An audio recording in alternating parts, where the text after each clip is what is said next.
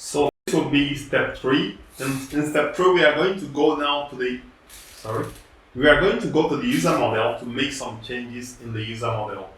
So open the user model, and we are going to add a number of fields. First, we want to add an email field because we are talking about email verification. So the first thing we need to add, I think that is very clear, email. And the second one we want to add is a Boolean field, account verified. This field, when a user is created, then this field will initially has a value of false, and that means the user is not verified and cannot log in. We also need a Boolean field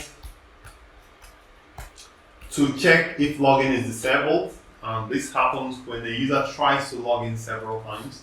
We might not use it for now, but in the next series of tutorials where we are going to be handling our user account lock and unlock, then we are going to need it. So login disabled, and so we added email. Then we need a set of secure tokens for this user. So this user will have, every user will have a set of secure tokens. Some of them may have expired, some of them may still be active. So we need, since we have one user to many tokens, or many tokens to one user, so we have tokens. And we are going to have, the annotation should be at one user to many, and it's going to be mapped by, so the map by is a column in the other object. In the secure token object, we have the map field is the user. So I'm going to write it right there. Okay, so we need to make the user model extend auditable. I think I added it before now, so you can say extend auditable. This is not directly related to user account email verification, but it's necessary because it helps you add these fields last updated by, last updated on, created by, and created on.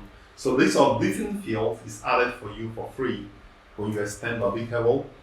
Now this also assumes that you have already set up JPA auditing in your application. If you've not set up JPA auditing, then maybe don't add it because it will give you an error. But if you have JPA auditing set up on your application, add it. If you need JPA auditing but you want to set it up, also check the description box on this video. I think I'll try to put there right there on the cards showing right now. And you can watch the video and set up JPA auditing on your application. What are we forgetting? So we have the getters and the setters because we added data annotation. So at this point, we've completed the step 3, and I would like to thank you for viewing. We now move on to step 4.